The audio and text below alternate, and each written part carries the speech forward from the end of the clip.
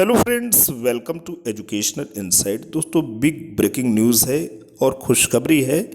खास तौर पे बेसिक शिक्षा परिषद के नियंत्रणाधीन उत्तर प्रदेश के परिषदीय विद्यालयों में जो भी शिक्षक शिक्षिका भाई बहन कार्य कर रहे हैं उनके लिए खुशी की बात है, क्योंकि इस बीच जो नई पेंशन पॉलिसी थी उसके तहत जबरन उनके वेतन के कटौती की बात हो रही थी और वेतन अवरुद्ध करने की भी बात हो रही थी कि प्राण आवंटन अगर नहीं होगा, नई पेंशन योजना के तहत शिक्षक प्राण आवंटन अगर नहीं कराते हैं तो उनके वेतन को अवरुद्ध कर दिया जाएगा।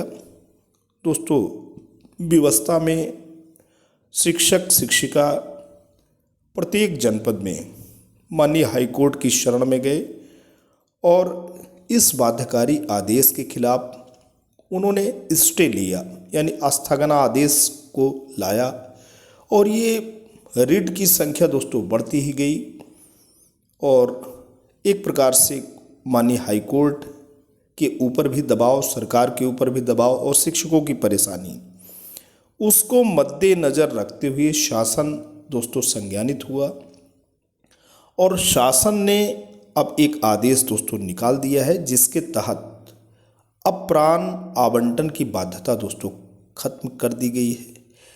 प्राण आवंटन के कंपल्शन में किसी का भी वेतन बाधित नहीं किया जाएगा, पूरा का पूरा वेतन शिक्षकों को दिया जाएगा। दोस्तों, देख सकते हैं प्रशांत त्रिवेदी जी अपर मुख्य सचिव हैं उत्तर प्रदेश शासन में, आपके द्वारा पत्र निर्गत किया गया है और ये सेवा में प्रेषित हुआ है समस्त अपर मुख्य सचिव, प्रमुख सचिव, सचिव उत्तर प्रदेश शासन को, समस्त जिला अधिकारी उत्तर प्रदेश को, समस्त विभागाध्यक्ष का या कार्यालय अध्यक्ष उत्तर प्रदेश को, समस्त मुख्य या वरिष्ठ कोषाधिकारी उत्तर प्रदेश को, समस्त आहरण वितरण अधिकारी उत्तर प्रदेश को। और दोस्तों, बड़ी बात है, ये पत्र आज ही निर्गत हुआ है, लखनऊ से निर्गत हुआ है। दिनांक आप देख सकते हैं 27 जनवरी 2023। इसमें बात हो रही है कि डीपीओ पोर्टल पर राज्य कर्मचारियों के एम्प्लॉयज़ बेनिफिशियरी मास्टर फाइल के रखरखाव के संबंध में।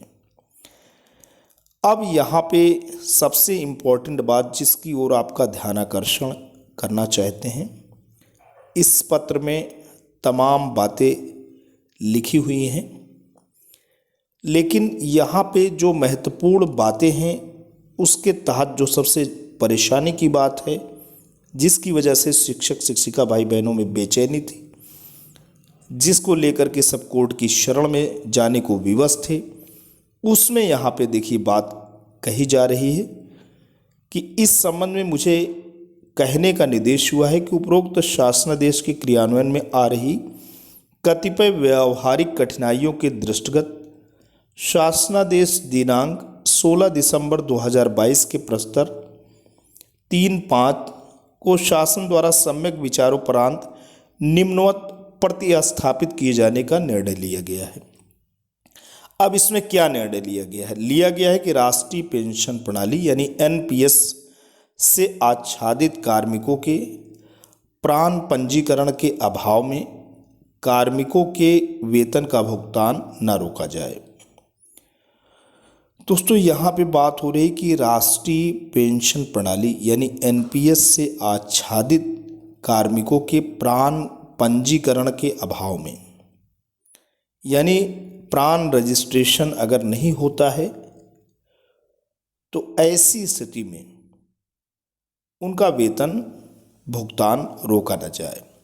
कार्यालय अध्यक्ष या विभागाध्यक्ष ये सुनिश्चित कराएंगे कि एनपीएस से आच्छादित कार्मिकों को प्राण का आवंटन तत्परता से करा दिया जाए तथा कार्मिकों का एनपीएस में अभिदान सुनिश्चित किया जाए। प्राण पंजीकरण की कार्यवाही की प्रगति का अनुसरण नियमित रूप से किया जाए। कृपया उपरोक्त व्यवस्था तत्काल प्रभाव से लागू कराते हुए कड़ाई से अनुपालन सुनिश्चित कराएं। प्रशांत त्रिवेदी जी, आप अपर मुख्य सचिव हैं। तो दोस्तों फौरी तौर तरीके से राहत है, लेकिन पूरी राहत की बात यहाँ पे नहीं है, क्योंकि यहाँ पे यही कहा जा रहा है अभी कि भविष्य में इसे ध्यान देना है। इसमें यही कहा जा रहा है कि अगर प्राण रजिस्ट्रेशन अभी नहीं हुआ है तो उसके अभाव में कार्मिकों का वेतन न रोका जाए, और हेड ऑफ द डिपार्टमेंट ये सुनिश्चित कराएंगे कि एनपीएस से आच्छादित कार्मिकों को प्राण का आवंटन तत्परता से करा दिया जाए, ताकि कार्मिकों का एनपीएस में अभिदान सुनिश्चित किया जाए। प्राण पंजीकरण की कार्यवाही की प्रगति का अनुसरण नियमित रूप से किया जाए। तो अभी दोस्तों यही है कि अगर किसी का पंजीकरण नहीं हुआ है तो उसमें head of the department motivate करेंगे, कोशिश करेंगे कि उनके वेतन से एनपीएस में कंट्रीब्यूशन हो। ये सारी बातें कही जा रही हैं, लेकिन जो महत्वपूर्ण बात यहाँ निकल के आई है कि अगर रजिस्ट्रेशन प्राण पे का नहीं हुआ है, किसी का प्राण पंजीकरण अभी नहीं हो पाया है, तो उनका वेतन भुगतान रोका न जाए। आज के लिए इतना ही। Thanks for watching and listening. This is Jayprakash Dubey signing of.